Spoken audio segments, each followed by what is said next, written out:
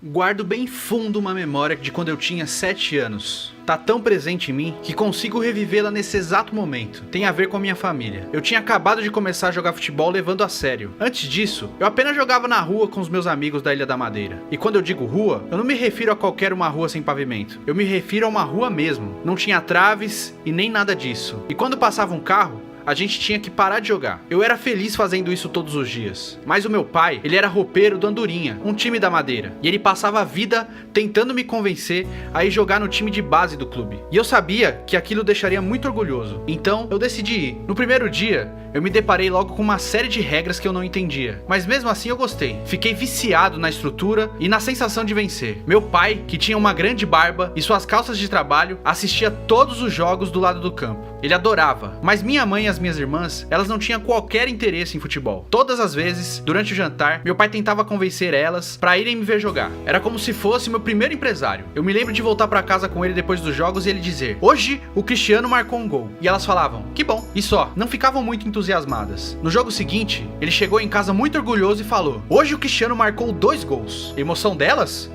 Nada. Elas só falavam: "Legal, Cris." O que é que eu podia fazer? Eu resolvi marcar gols atrás de gols. Uma noite, meu pai chegou em casa e falou: "Hoje o Cristiano marcou 3 gols. Ele foi incrível. Vocês têm que ir assistir ele jogar." Ainda assim, eu continuava olhando pra fora do campo e só via o meu pai ali, sempre sozinho. Então, um dia, e nunca irei esquecer essa imagem, eu tava aquecendo e de repente reparei que minha mãe e as minhas irmãs estavam sentadas na arquibancada. Elas pareciam... bom, como é que eu posso falar isso? Confortáveis. Elas sentaram uma bem perto da outra e não aplaudiam, nem gritavam nada durante o jogo. Elas só ficavam dando tchauzinho pra mim, como se eu estivesse num desfile ou algo parecido. Eu percebi que elas nunca tinham estado num jogo de futebol antes, mas elas estavam ali, e essa era a única coisa que me importava. Eu me senti muito bem naquele momento. Significou muito pra mim. Foi como se algo tivesse mudado dentro de mim. Eu me sentia verdadeiramente orgulhoso. Mas nessa altura da vida, a gente não tinha muito dinheiro. A vida na Madeira era uma luta diária. Eu jogava bola com chuteiras velhas que o meu irmão já não usava, ou que meus primos me davam. Mas, quando a gente é criança, o dinheiro não é uma preocupação. Tudo que conta é aquilo que a gente sente. E nesse dia, esse sentimento era muito forte. Eu me senti protegido e amado pela minha família. Em Portugal,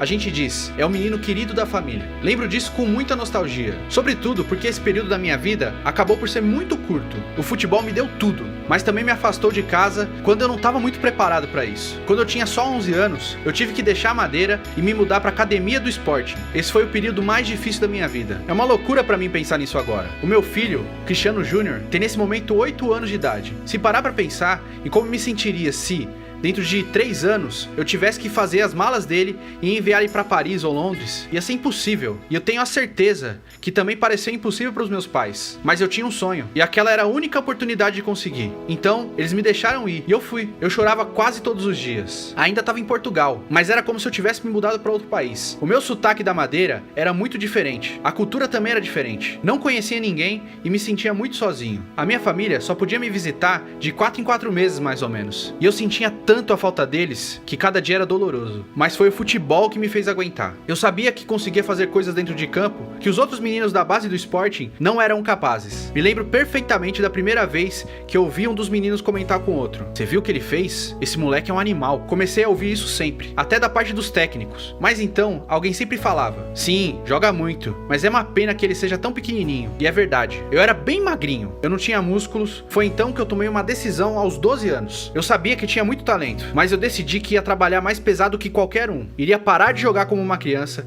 iria deixar de agir como uma criança, eu ia treinar como se pudesse ser o melhor jogador do mundo. Eu não sei explicar de onde veio esse sentimento, mas eu sei que estava dentro de mim. É como uma fome que nunca desaparece. Quando eu perco um jogo, parece que eu tô literalmente morrendo de fome. Quando eu ganho, é como se eu ainda tivesse com muita fome, mas acabei de comer uma pequena migalha. Essa é a única forma que eu consigo contextualizar esse sentimento. Comecei a fugir à noite do dormitório só pra ir treinar, pra ficar mais forte e mais rápido. Depois disso, quando eu entrava no campo, as mesmas pessoas que antes cochichavam: "É bom, mas é tão magro", agora olhavam pra mim com espanto. Quando eu fiz 15 anos, eu me virei pra alguns dos meus amigos de time e falei: "Um dia eu vou ser o melhor jogador do mundo." E eu me lembro bem disso, porque eles caíram na risada. Eu não tava nem sequer no time principal do Sporting, mas eu já acreditava nesse objetivo. Eu acreditava mesmo naquilo que tinha falado pra eles. Quando eu me tornei profissional com 17 anos, a minha mãe tinha muitas dificuldades de me ver jogar, porque ficava ansiosa. Ela vinha no estádio de esporte me ver jogar, mas ficava tão nervosa nos jogos mais importantes que chegou a desmaiar algumas vezes. É sério.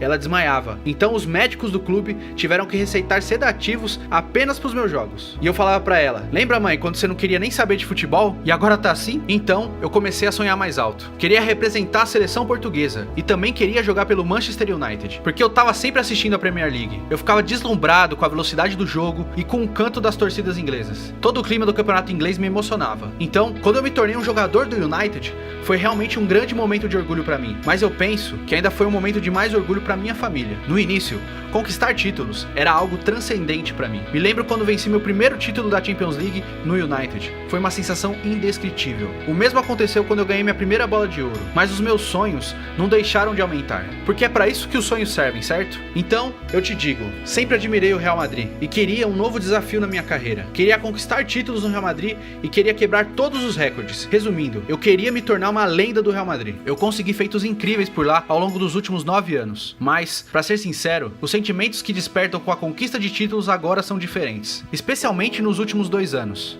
Quando não se ganha tudo, há quem considere isso um fracasso. Quanto mais se ganha, mais altas são as expectativas. Mas esse é o meu trabalho. Mas, quando se é pai, o sentimento é totalmente diferente. É um sentimento que eu não consigo descrever muito bem. É por isso que a minha passagem pelo Real Madrid foi tão especial. Tenho sido um jogador de futebol, é verdade. Mas eu também sou um pai. Há um momento com meu filho que eu sempre irei guardar na minha mente. Me emociono só de lembrar disso. Foi um momento que aconteceu no campo, logo depois da gente vencer a final da Champions League contra a Juventus. A gente fez história naquela noite. Quando eu tava no campo, após o apito final, senti que tinha enviado uma mensagem pro mundo. Mas então, o meu filho veio pro campo pra celebrar comigo. E tudo mudou. As minhas emoções mudaram totalmente. Ele tava correndo de um lado pro outro com o filho do Marcelo. A gente segurou o troféu juntos e depois passeamos de mão dada pelo campo. É uma alegria que eu não conhecia até me tornar pai. Há tantas emoções acontecendo ao mesmo tempo que não é possível descrever o sentimento em palavras. A única coisa comparável com isso é a forma como eu me senti quando eu tava aquecendo na madeira e vi minha mãe e as minhas irmãs juntas na arquibancada. Quando voltamos ao Santiago Bernabéu para comemorar, o Cristiano Júnior e o Marcelinho estavam jogando bola na frente da nossa torcida. Foi uma cena bem diferente daquela quando eu jogava nas ruas da Madeira, quando eu tinha a mesma idade que meu filho. Mas espero que para o meu filho o sentimento seja o mesmo que eu tinha, o menino querido da família. Vencer continua sendo a minha maior ambição, mesmo ao final da minha passagem pelo Real Madrid. Acho que eu já nasci assim, mas eu não tenho dúvidas que aquilo que sinto após uma vitória mudou. Este agora é um novo capítulo da minha vida. Eu mandei gravar uma mensagem especial nas minhas novas chuteiras. Fica junto do calcanhar. E essas palavras são a última coisa que leio antes de apertar os cordões da chuteira e ir pro campo.